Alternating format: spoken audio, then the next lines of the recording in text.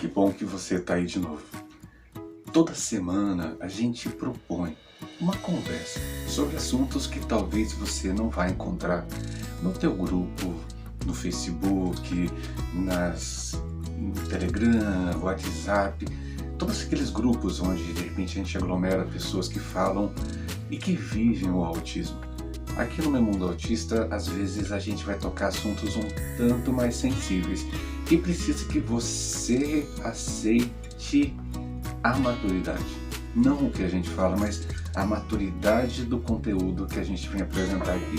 A gente precisa trazer esses conteúdos para que a gente não romantize demais o autismo. Então, se você gosta do nosso trabalho e está compartilhando, seguindo, tenho certeza que você vai gostar demais desse material. Então, vamos lá.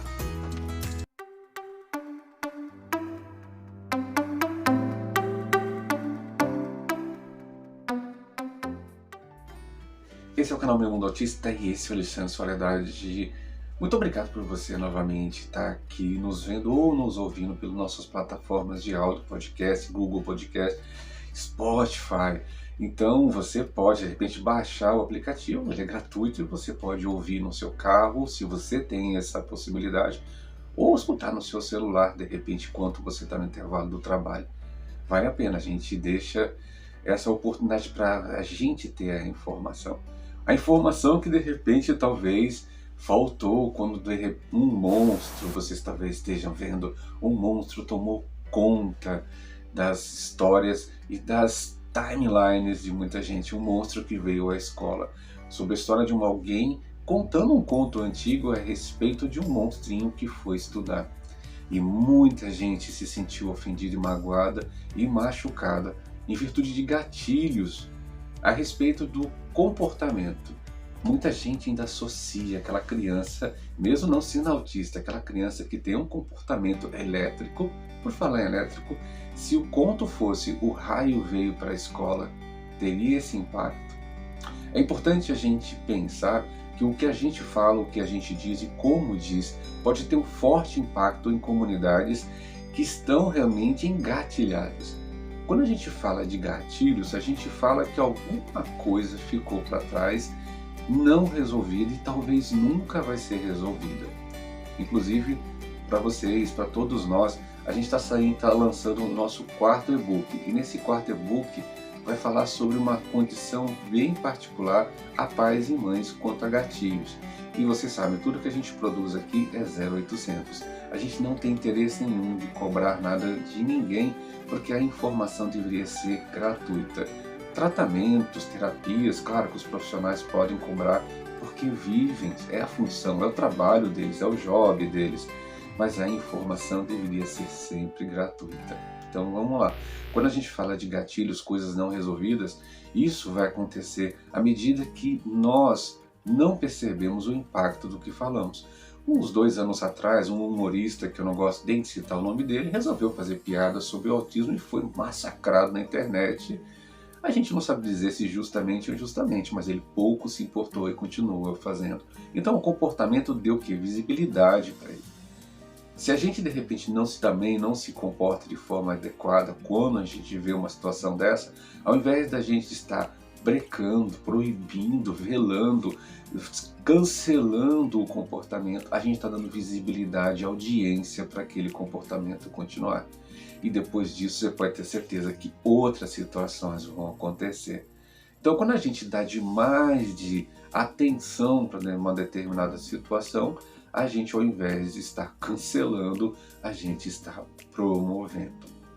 E a gente promove também quando a gente fica numa febre incessante para que tenha o diagnóstico. Mas o diagnóstico precoce não é uma coisa boa? Não.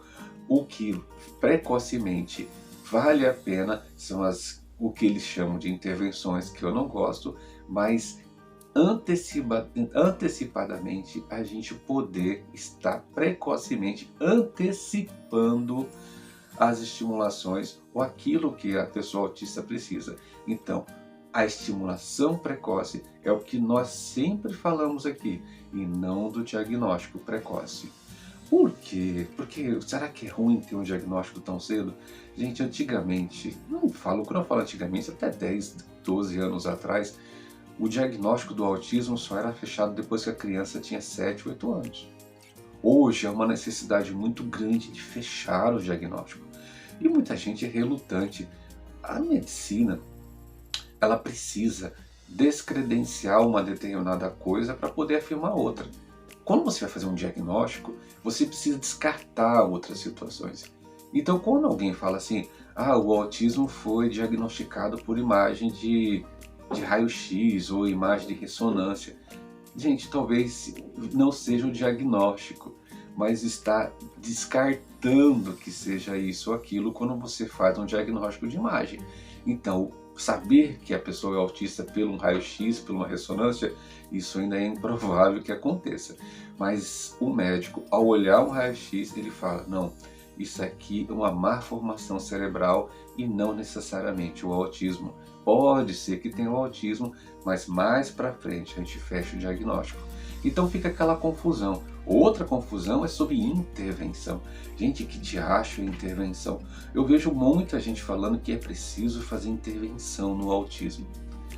Na verdade, está fazendo intervenção no autista, né? Porque no autismo eu não sei bem se está fazendo.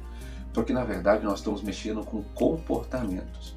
Quando a gente de repente começa a falar sobre intervenção, um lado do autismo, que geralmente são aquelas pessoas adultas do autismo, acham essa palavra extremamente pesada, assim como o monstro que foi para a escola.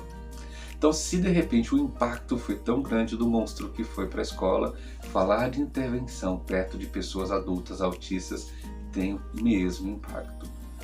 Outro assunto que a gente tem que trazer para conversar com vocês é de repente tentar entender como é que o autismo entra em nós.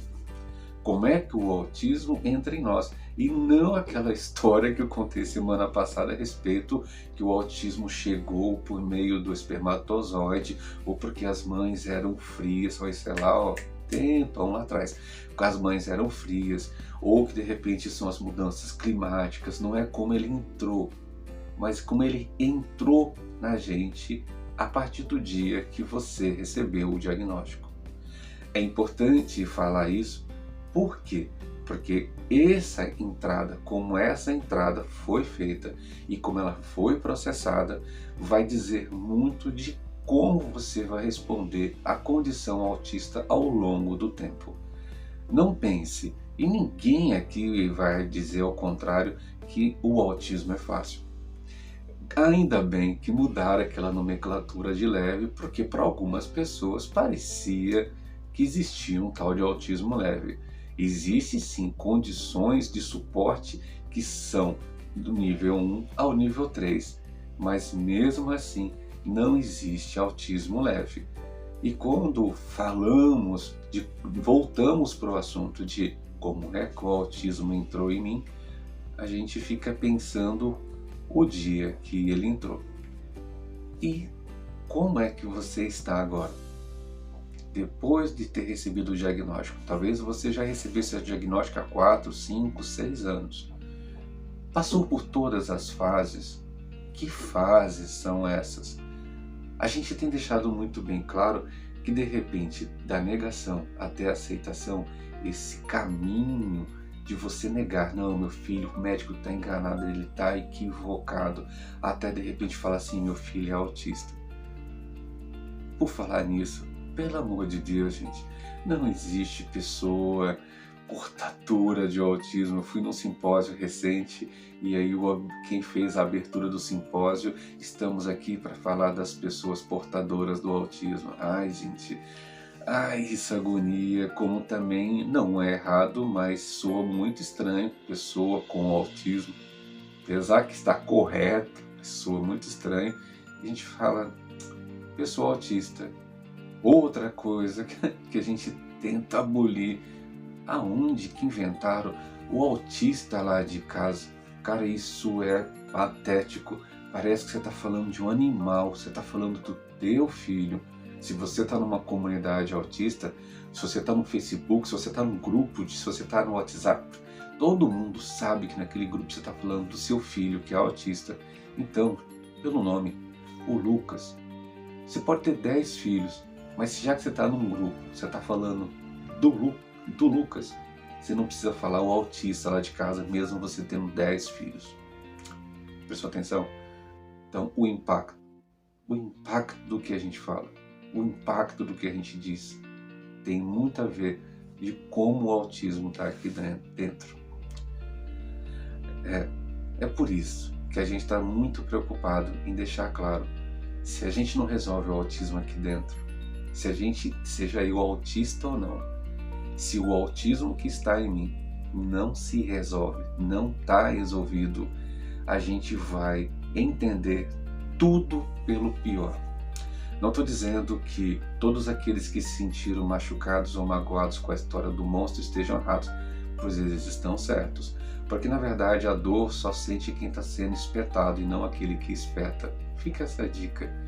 Mas se a gente parar o mundo todas as vezes que alguém nos ofender e a gente, ao invés da gente construir uma ideia, a gente de repente passar, agredir, falar, jogar em todos os locais, você está dando audiência. E o comportamento, sabe o que vai acontecer? Pessoas vão de repente se juntar e falar: nossa, como esse pessoal está exagerando, só foi uma história. E aí, ao invés da gente mudar o comportamento para o nosso favor, a gente vai estar reforçando aqueles que pensam identicamente a quem faz as coisas erradas. Pensa bem, como é que está o autismo dentro de você? Como é que ele está aí dentro? Negando ou já na fase de aceitação? A gente precisa conversar com isso. E volto a lembrar, vai sair, tá, gente? Em breve. Baixa, lê, faça suas considerações, pense sobre isso. E que bom, né? É gratuito, tá bom? Então, até a próxima, até mais.